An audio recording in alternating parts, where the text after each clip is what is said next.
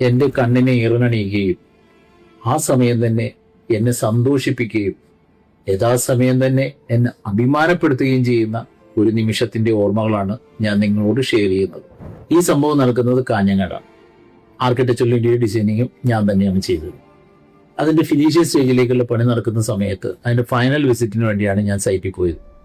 Interior work ചെയ്യുന്ന കമ്പനിയുടെ ആളുമായിട്ട് ഞാൻ ഡിസ്കസ് ചെയ്തപ്പോൾ എനിക്ക് വളരെ അത്ഭുതകരമായി തോന്നി. അവിടെ ഒരു പൂജാമുറി ഡിസൈൻ ചെയ്തിട്ടുണ്ടായിരുന്നു. അത് ഗംഭീരമായിട്ട് ചെയ്തിട്ടുണ്ട്. ഞാൻ ആ ചെയ്യുന്ന കാർപ്പൻ്ററിനെ വിളിച്ചിട്ട് ചോദിച്ചു, നന്നായിട്ടുണ്ട്, ഞാൻ കണ്ടതിനേക്കാളും ഗംഭീരമായിട്ട് ഇത് ചെയ്തിട്ടുണ്ട്. ആ സെക്കൻഡ് കുറച്ചു നേരം അയാൾ എൻ്റെ മുഖത്തേക്ക് നോക്കിയിട്ട് പറഞ്ഞ്, ഞാൻ സാറിൻ്റെ അപ്പൂപ്പൻ്റെ ശിഷ്യനാണ്. എൻ്റെ അപ്പൂപ്പൻ കാർപ്പൻ്ററായിരുന്നു.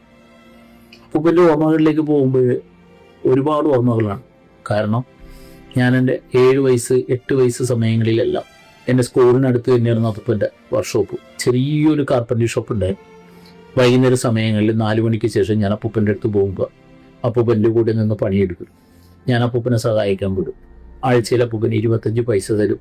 കൂടാതെ വൈകുന്നേരം ഒരു ചായയും ഒരു പഴംപൊരി അപ്പൂപ്പൻ്റെ വർക്ക് മേടിച്ചു തരും. ഇതൊക്കെ ഓർമ്മകളാണ്. ആ ആശാന്റെ ഗുരുസ്ഥാനം അപ്പൂപ്പൻ ചെയ്തു തന്ന ഏറ്റവും വലിയൊരു ഉപകാരമായിരുന്നു. ഒരു പണിയുടെ മഹിമ എന്നെ വളരെ കുട്ടിക്കാലത്ത് പഠിപ്പിച്ചിട്ടുണ്ട്. എൻ്റെ പിന്നീടുള്ള ജീവിതത്തിൽ എത്ര വലിയ സൈറ്റുകളിൽ ഞാൻ പോയി നിന്നാലും ഏത് ഓപ്ഷൻ ചോദിച്ചാലും എന്നെ അറിവുള്ളവർക്കറിയാം. വിത്തിൻ സെക്കൻഡിൽ എൻ്റെ നാവിൽ അതിൻ്റെ ആൻസർ വരും. അതൊക്കെ പിതാമഹന്മാരുടെ ഗുരുത്വം.